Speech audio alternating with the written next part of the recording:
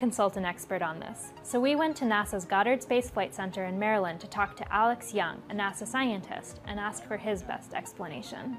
To try to make it as simple as possible, it really boils down to how fast the Earth is spinning and how fast the moon is orbiting around it. The moon is orbiting about twice as fast as the Earth is spinning. The moon is orbiting about twice as fast as the Earth is spinning. Now this isn't the main thrust of this video, but all of you who want to be brain dead for whatever reason, here you have a high-level scientist from NASA, Goddard Space Center in Maryland, tell you directly that the moon is orbiting twice as fast as the Earth is spinning. The moon is moving twice as fast as the Earth is spinning. Correct? Isn't that what he just said? That means, think about this, that means the moon should rise and set 2 times for every time the sun rises and sets. It's moving twice as fast as the Earth is spinning. Right? It's orbiting twice as fast. That means you would, whenever you see the moon in the sky, it should be moving twice as fast across the sky as the sun. What causes the sun to move across the sky according to their model?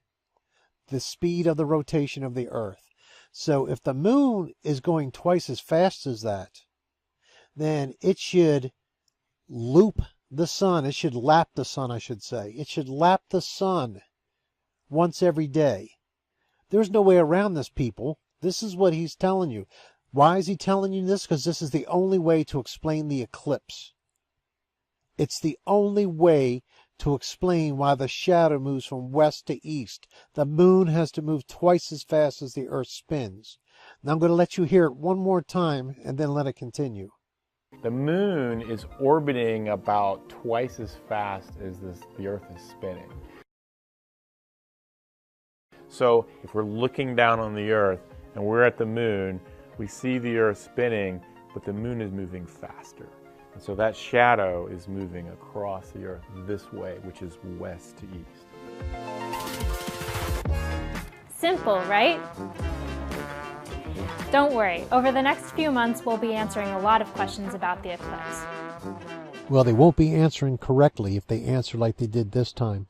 You know, back in the day, they used to have actually what they called science editors at TV and newspapers, where they would actually have people that were educated in science so that they could go back and forth with so-called science experts and ask them things. Now the people are so dumbed down that this woman just accepted this, or the Washington Post, Compost, just accepted this as the correct answer without doing any kind of research. Obviously, nowhere does science ever claim that the moon is going faster than the Earth. In fact, the model falls apart if it does. So, let's get on to what I want to talk about in this video. We're going to shift gears big time now. Now let's look at something here before we go on. A little bit of a review, okay guys? When you get into different classes in college and different things like that, and you're trying to study the model that they want to present to you, everything is presented with 90-degree angle, rays coming from the sun to the Earth. This has to be geometry, forces, nearly 90-degree, perpendicular, sun rays striking the Earth all the time. When you get into these kind of things, you're going to do things like computing angle of incidence, whereas like in the Tropic of Cancer, in the summer, on the first day of summer at 23.5 degrees north, your angle of incidence of the sun's rays is 0. How do you get that? Because the sun is directly above 23.5 degrees north. If you're on that line, 23.5 degrees north, your angle of incidence is said to be 0. Why? Because you have perpendicular sun rays at that point on the Earth, meaning they're striking at 90 degrees. All kind of different things are computed and done with this thing, guys. I'm not getting into it right now deeply, but all kind of things in science fall apart if these sun rays ever do not strike the earth at 90 degrees. The seasons get messed up, for one, big time. This is their model. You have to have this be this way. Otherwise it falls apart. How many pictures do I have to show you in textbooks and others that show you that the sun rays are coming in at 90 degrees and that the seasons, like up here, it's cooler because of the angle of the earth is tilted away. That's why they say it's colder up here than down here. But as you notice, no matter where you are, the rays are coming in perpendicular. You have to calculate this when you're in these classes and come up with your angle of incidence and things like that. This is what makes their model tick and work. Here's another one. Ask yourself, are these coming in at 90 degrees no matter where you are on the earth? If all of a sudden one crossed, wouldn't that screw it up? How could you ever figure out your angle of incidence anywhere on the earth if they came in any other way other than 90 degrees? You could not do it. Here's another one. One more.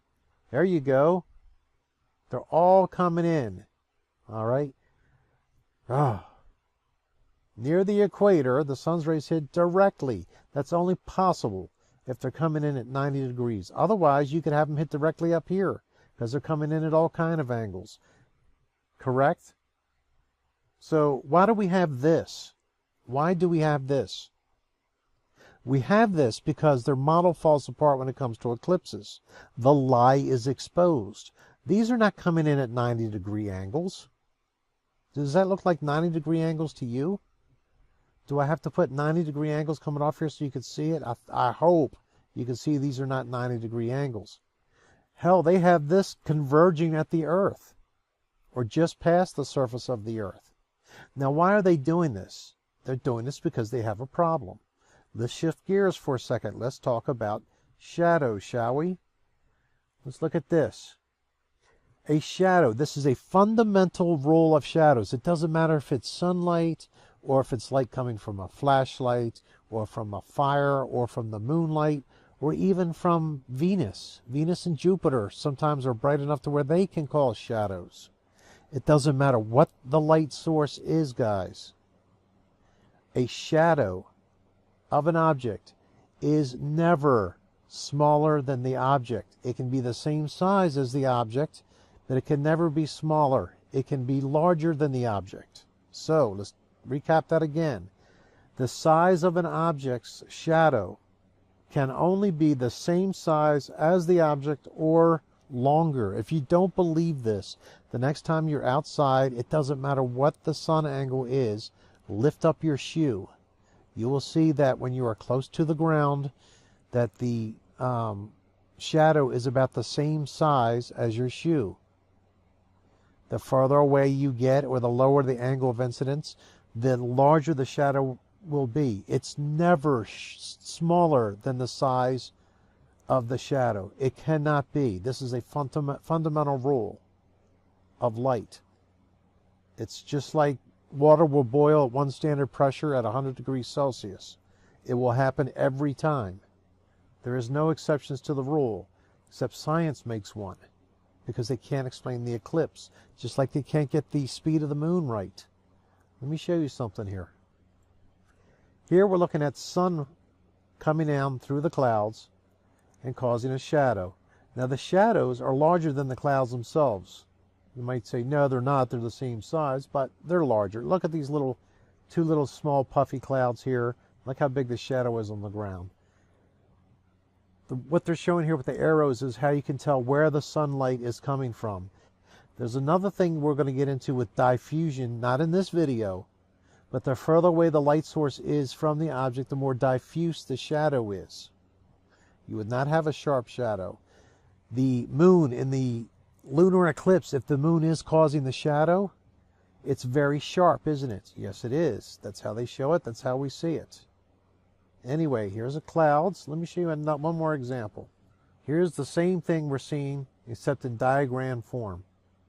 The shadow of the object cannot be smaller than the object itself. Can you see that? It's impossible. So if you wanted to measure this shadow right here, that is, see, no matter where you are here, if you're at this point on the ground or at this point on the ground or in between, the sunlight is completely blocked out. As soon as you leave this shadow, you start seeing the sun again, correct? Same thing works with the eclipse. How big is this cloud? Well, if you measure the distance from here to here to find out how wide the cloud was, you could say, well, let's just say this was 50 feet. You could say the cloud was 50 feet wide or less. It cannot be more, because the shadow is always the same size as the object or larger. Make sense? Okay. So let's take a look at that. Remember, keep that in mind. The shadow is the same size or larger than the object, which means the object blocking the sunlight has to be the same size or smaller than the shadow. So if it's 50 feet across, what we measure here, the cloud can no bigger be than 50 feet. It can be smaller, but it cannot be larger than 50 feet. Make sense? This is physics. You cannot break this rule. Okay, guys, here we are at space.com. And we're going to look and see what science says about the moon. Alrighty, can we do that? Yeah, let's do that. Here's what I'm interested in right here. The moon's mean radius is 1,079.6 miles or 1,737.5 kilometers. Double those figures to get its diameter, 2,159.2 miles. The moon's equatorial circumference is 6,783.5 miles. So, what we want here is we want the diameter. The diameter would be the distance across from here to here. And the same from here down to the bottom, correct? How far wide apart is it? This should tell us how wide the shadow, okay, on the Earth should be cast by this. How can we tell? So, the diameter is 2,159 miles. We'll knock off the 0.2. 2,159 miles across. So, we should have a 2,159 mile wide total eclipse. Or wider. Correct? Because the shadow can only be larger than or the same size as the object blocking the light source. So, the moon should be 2,159.2 miles across. This is according to science. This is according to the laws of light.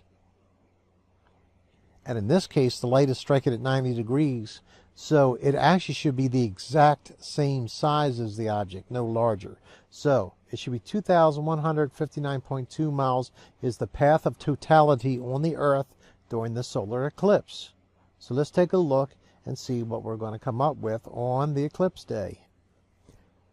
Guys, we are going to eat this eclipse for breakfast, lunch, dinner, brunch, snacks. This is totally going to blow away the globe model when we get done with this. This is already going to do it right here. You see this path, guys? This is about 70 miles across.